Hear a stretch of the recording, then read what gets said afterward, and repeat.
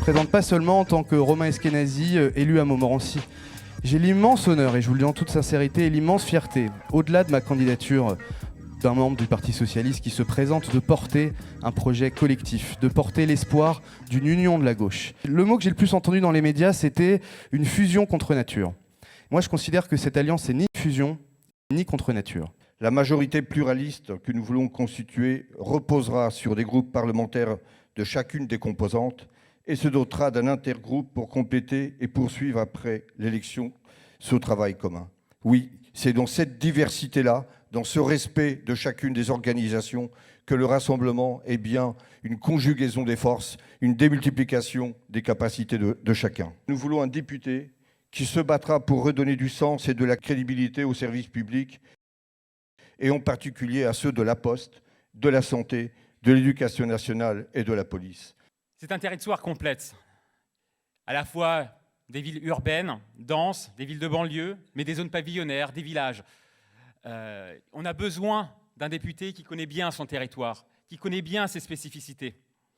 Nous attendons d'un député, dans cette circonscription, que ce soit un député qui parte des enjeux du territoire, des problèmes du quotidien, de ses habitants. Finalement, on a voulu chasser le clivage droite-gauche par la porte et puis il revient par la fenêtre en disant « ben oui, il y a des aspirations de gauche dans ce pays, il y a des aspirations autour du pouvoir d'achat, je le disais, autour du logement digne, autour d'un grand projet éducatif et des moyens nécessaires pour justement l'éducation depuis le plus jeune âge jusqu'à la formation professionnelle. Il y a besoin de moyens aussi, d'une vraie volonté politique pour la protection de l'environnement. Il faut souligner les enjeux environnementaux qui sont très largement devant nous. Et ça, c'est précisément le sens de la candidature de Romain et de Laura. Je connais Romain depuis plus d'une dizaine d'années. C'est quelqu'un d'exceptionnel, d'intelligent, de drôle, de sympathique, avec de vraies convictions, qui n'a pas changé ni d'idées,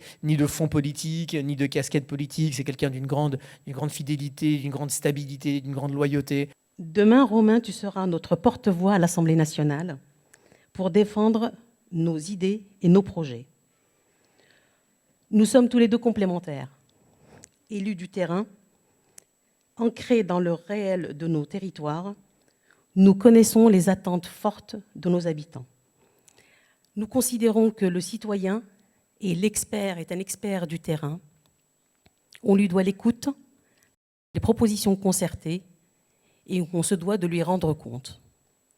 Nous, on a une obsession à gauche, et c'est ce qu'on partage tous ensemble, c'est de lutter contre l'injustice. C'est notre priorité absolue. La fraude fiscale, c'est 100 milliards par an. 100 milliards par an qui partent de nos caisses publiques au lieu de financer des infirmières, des profs, la rénovation thermique des bâtiments. On partage aussi, et j'insiste là-dessus, une ambition européenne. Moi, j'entends beaucoup, et je me fais beaucoup attaquer, oui, vous avez rejoint une union qui est contre l'Europe, etc. Mais moi, je ne suis pas d'accord du tout. On est tous européens, et je pense que c'est être anti-européen de vouloir garder cette Europe-là.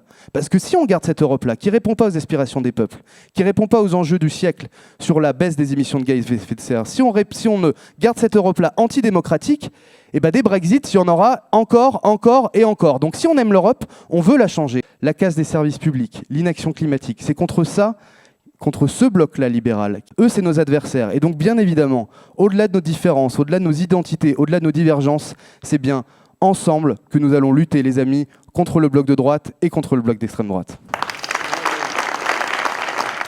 Dominique Da Silva, il a tout voté. L'inégalité fiscale, avec la suppression de l'ISF et la baisse des APL. Il a voté les budgets ayant supprimé 17 000 lits d'hôpitaux, ayant supprimé 10 000 postes d'enseignants. Le député doit être, selon moi, le premier militant de sa circonscription. Donc il faut retrouver, mes amis, cet esprit de lutte avec le député qui doit être au premier rang des mobilisations, contre les fermetures des bureaux de poste, contre les déserts médicaux, contre les nuisances aériennes qui ont un impact majeur sur notre santé. Est-ce que vous voulez changer de député ? Oui ! Alors on se lève, Sarcelles, et on se lève, et pendant 3 jours, on va rester debout. Et grâce à vous, avec vous, ensemble, cette victoire, elle est pour nous !